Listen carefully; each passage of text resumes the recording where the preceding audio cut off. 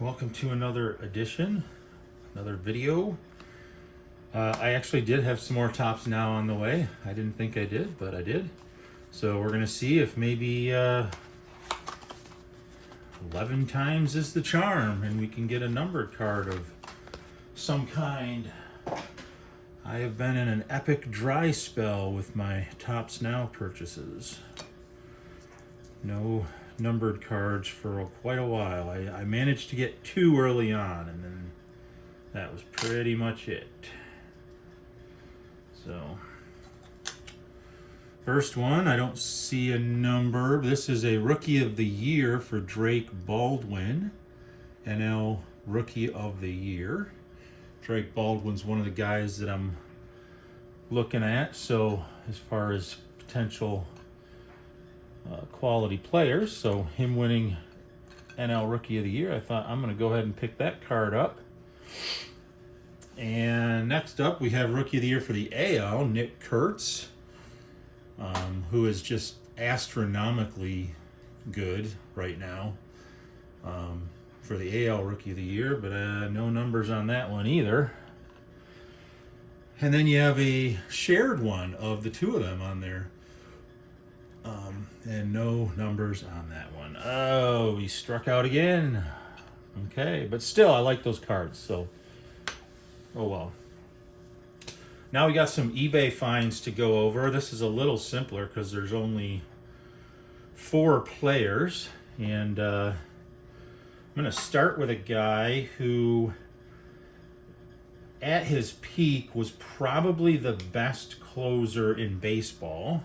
Yes, even better than Mariano Rivera.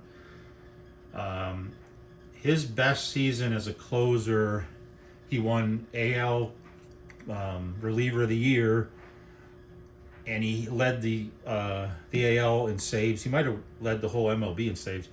But for the season, his ERA was 0.54. That's about as dominant as you can be. And that's Mr. Zach Britton.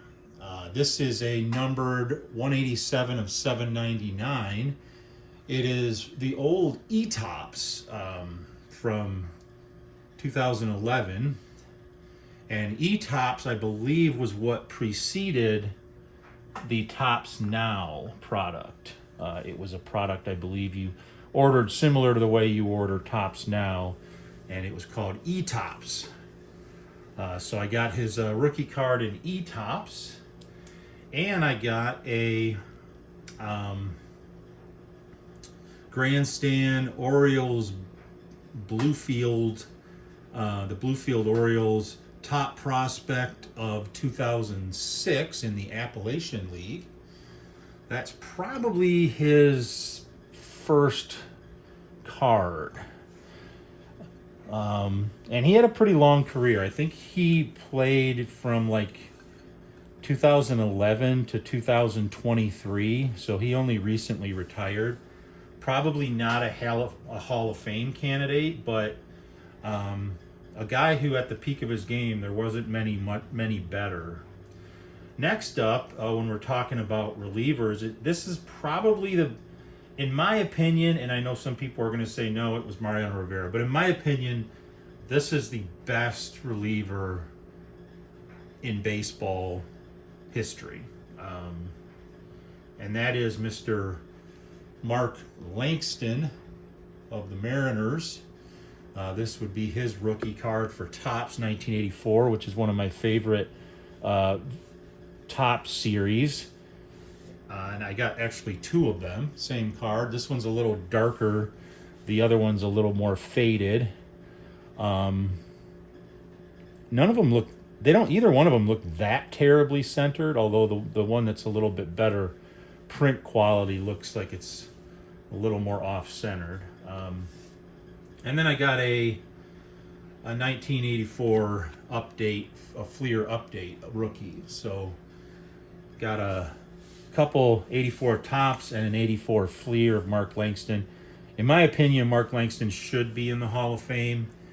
He never was inducted, I don't believe, but I don't think you could make many cases. I mean, maybe you could make a case for somebody like Mariano Rivera, who was a closer on a good team for a very long time. But Mark Langston was about as good a closer over a long period of time. Not closer, reliever. He did all kinds of relief stuff, but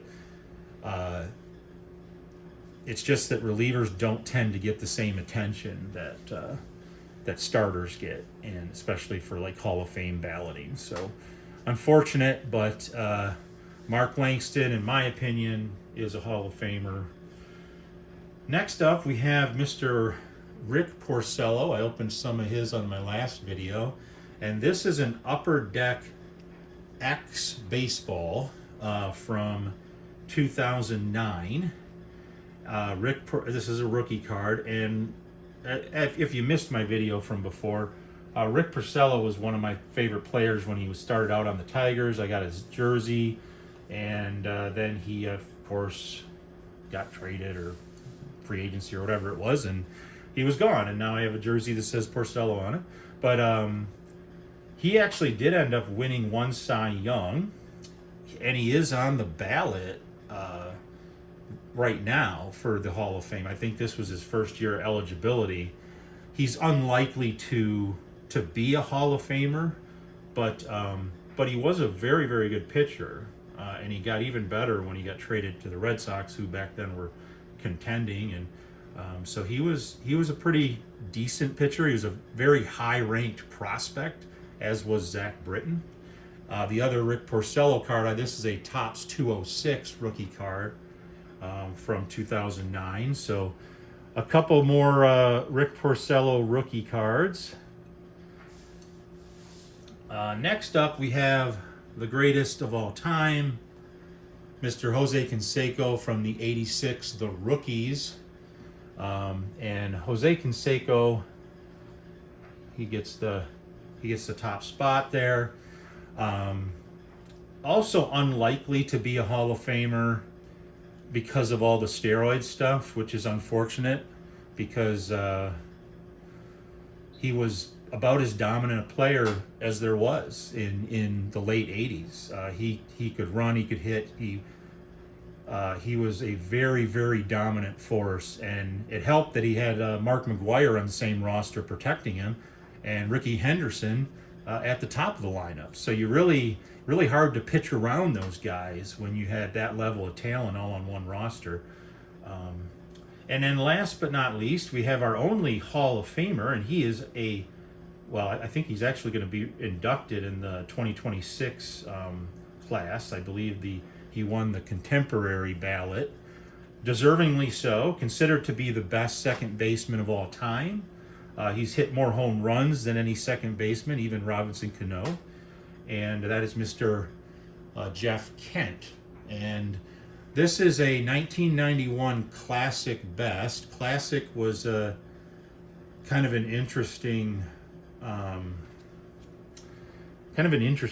I got 4 of these, but it was kind of an interesting brand because Classic actually had a sort of a board game kind of a thing. It was like a card game that used trading cards, like sports trading cards. It then evolved quickly into just its own brand back when there were brands popping up like mad everywhere. And this is his Knoxville Blue Jays card. So this is a pre-Major League Baseball card. But yeah, Jeff Kent was about as solid a second baseman as you ever find. And there have been a lot of really good second basemen. Joe Morgan, Ryan Sandberg, Robinson Cano, Ian Kinsler, Nick Markakis, I think, was a second baseman for most of his career. So there's been a lot of really good second basemen. And Jeff Kent is probably considered to be the best of them. And he deservedly got himself into the Hall of Fame on the contemporary ballot. So those are the cards I have to go over today. I do still have some stuff trickling in.